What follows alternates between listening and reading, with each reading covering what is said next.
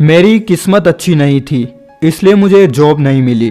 अरे किस्मत और भाग्य कुछ नहीं होते, सिर्फ मेहनत होती है। अरे नहीं, जो किस्मत में लिखा होता ना वही होता है। अरे यार तू समझ नहीं रहा कि अगर तू मेहनत करे तो तू किस्मत को भी बदल सकता है। आपने ऐसी बहुत सारी बातें सुनी होंगी। आप किस्मत के फेवर में हो सकते हो, यानी आप मानते हो कि हाँ किस्मत नाम की कोई चीज़ होती है, या आप किस्मत के अगेंस्ट हो सकते हो, आप नहीं मानते कि किस्मत और भाग्य कुछ होते हैं। मैं दोनों ही एस्पेक्ट्स को लेकर चलूँगा और आज किस्मत, भाग्य, कर्म, मेहनत, इन सारी चीज़ों को लेकर आपके अंदर पूरी क्लैरिटी आ जाएगी। तो बिना वक्त गवाए शुरू करते हैं। तो किस्मत होती क्या है? What is fate? What is destiny? जब इंसान के कर्मों से परे कुछ होता है, सरल भाषा में कहूँ तो जब किसी इंसान को थोड़ी सी मेहनत करने पर ही सफलता मिल जाती है, तो वो इंसान सोचता है कि हाँ मैंने मेहनत की इसलिए मुझे सफलता मिली, पर कुछ सुपर पावर है जिसकी वजह से मुझे इतनी जल्दी सफलता मिल गई। या दूसरी तरफ किसी इंसान ने बहुत मेहनत कर ली पर फिर भी उसे सफलता नहीं मिल रही, वो बहुत एफर्ट डाल रहा है फिर भी उसे सफलता नहीं मिल रही, तो वो सोचता है कि कोई ना कोई सुपर पावर है जो मेरे आड़े आ रही है, जो बीच में आ रही है। और इसी अनसीन अनटच्ड सुपर पावर को किस्मत यानी डेस्टिनी का नाम दे दिया गया है। मैं किस्मत में यकीन करता हूँ। I personally believe in destiny. हो सकता आप नहीं करते हो। अब मैं क्यों करता हूँ? क्योंकि हमारी लाइफ हमेशा परफेक्ट और प्रैक्टिकल नहीं होती। कभी कभार ऐसी चीज़ें हो जाती हैं जिनको हम एक्सप्लेन नहीं कर सकते, जो हमारे कंट्रोल में नहीं होती। अब जन्म लेना और मरना हमारे कंट्रोल में नहीं है। It's beyond the power of human beings. और इस चीज़ पे आप भी अग्री करोगे कि कभी कभार ऐसी चीज़ें हो जाती हैं जिनका हमारे पास कोई लॉजिक या रीज़न नहीं होता। आप मुझे कमेंट सेक्शन में लिखकर बताओ कि क्या कभी आपके साथ कोई ऐसा इंसिडेंट हुआ है जिसे आप एक्सप्लेन नहीं कर सकते। आप एक कंपनी में काम करते हो, जस्ट फॉर एन एग्जाम्पल, आप एक कंपनी में काम करते हो और आज आप लंच ले जाना भूल गए, इसलिए आप होटल में खाना खाने गए। और जिस टेबल पर आप जाकर बैठे, आपकी बगल में एक आदमी बैठा था, और जब आपने उससे बातें शुरू की तो आपको पता चला कि वो तो आपके साथ स्कूल में पढ़ता था। अब आपके बचपन के फ्रेंड के साथ इस मुलाकात को आप क्या कहोगे? डेस्टिनी कहोगे या सिर्फ एक कोइंसिडेंस? जब मैंने सिनेरियो को अपने दो दोस्तों के सामने रखा तो उन दोनों के जवाब बिल्कुल अलग अलग थे। विनय ने कहा कि यह सारा खेल डेस्टिनी का है, मैं तो किस्मत पर पूरा बिलीव करता हूँ, जो किस्मत में लिखा होता है वही होता है। जबकि सचिन ने कहा कि यह सिर्फ एक इत्तेफाक है, किस्मत डेस्टिनी जैसी कोई चीज़ नहीं होती, जो हम करते हैं उसी का फल हमें मिलता है। अब यहाँ पर विनय डिटर्मिनिज्म की तरफ है जबकि सचिन फ्रीविल की तरफ है। तो सवाल ये उठता है कि इनमें से ठीक कौन है?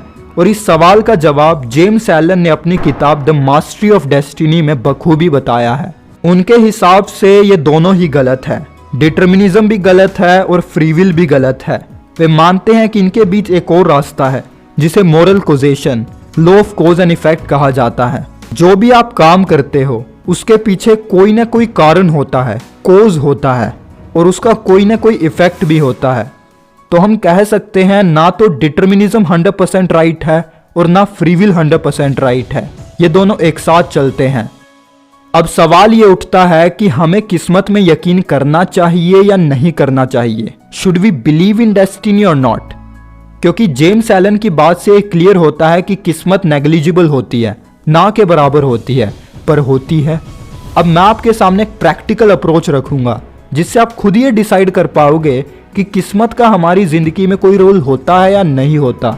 अब एक ए इंसान है और एक बी इंसान है। ए बी से ज़्यादा इंटेलिजेंट है, बहुत मेहनती है, जबकि बी एवरेज है। दोनों जॉब के लिए इंटरव्यू देने गए। ए ने खूब तैयारी की जबकि बी ने कुछ खास तैयारी नहीं की, और सबसे पहले बी का इंटरव्यू होता है और उस टाइम इंटरव्यूअर्स का मूड बहुत अच्छा होता है, इजी क्वेश्चंस पूछते हैं और बी का सिलेक्शन हो जाता है। जब ए का नंबर आता है तो उस टाइम इंटरव्यूअर्स का मूड बिल्कुल ख़राब होता है, क्योंकि ए के आने से पहले एक ऐसा कैंडिडेट आया था जिसने इंटरव्यूअर्स के साथ बदतमीजी की थी, जिसकी वजह से इंटरव्यूअर्स का मूड बिल्कुल ख़राब हो गया। इसकी वजह से वो बहुत मुश्किल सवाल पूछते हैं और ए का सिलेक्शन नहीं होता। अब इसमें ए की गलती क्या है? ए ने अपनी तरफ से पूरी मेहनत की, पूरा एफर्ट डाला, और ये तो सिर्फ मैंने आपको एक एग्जाम्पल बताया है। आप अपने चारों तरफ नजरें घुमाकर देखो, ऐसे हजारों एग्जाम्पल्स भरे पड़े हैं जिनको आप हजम नहीं कर पाओगे। और इनको हजम करने का सिर्फ एक ही तरीका है, आप किस्मत में यकीन करना शुरू कर दो। जब ये बातें मैंने आपकी तरह अपने दोनों दोस्तों यानी विनय और सचिन को बताई तो उन्होंने कहा कि फिर भी हम किस्मत में यकीन करें तो क्यों करें। अब उन दोनों ने कहा कि हमें लॉजिक चाहिए, रीजन चाहिए, जो अभी आप भी सोच रहे हो। अब मैंने अपना ब्रह्मास्त्र फेंका। अब मैंने उनको क्लियरली समझाया कि हर इंसान की एक अलग और यूनिक कहानी होती है।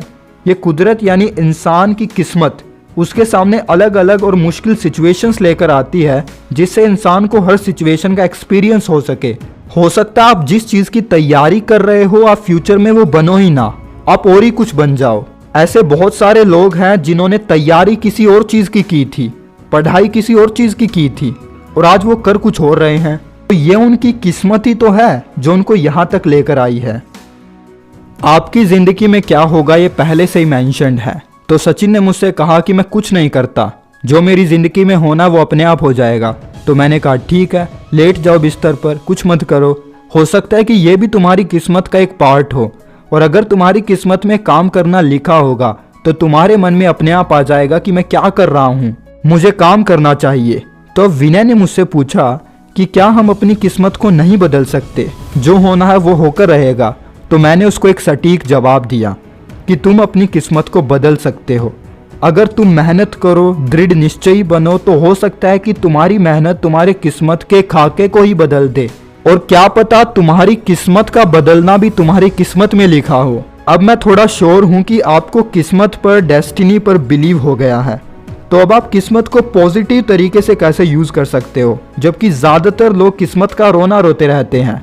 अगर आप किसी चीज में सफल नहीं हो पाते, एग्जाम क्रैक नहीं कर पाते, इंटरव्यू क्लियर नहीं कर पाते, आप फेल हो जाते हो, तो अपने आप को ये मत बोलो कि मेरी किस्मत खराब है, बल्कि ये कहो कि मेरी किस्मत, मेरे भाग्य में ये लिखा ही नहीं है, मेरी डेस्टिनी मुझे कहीं और लेकर जाना चाहती है। इससे आपको गिल्ट नहीं होगी और आप बड़े से बड़े फेलियर को एक्सेप्ट कर लोगे।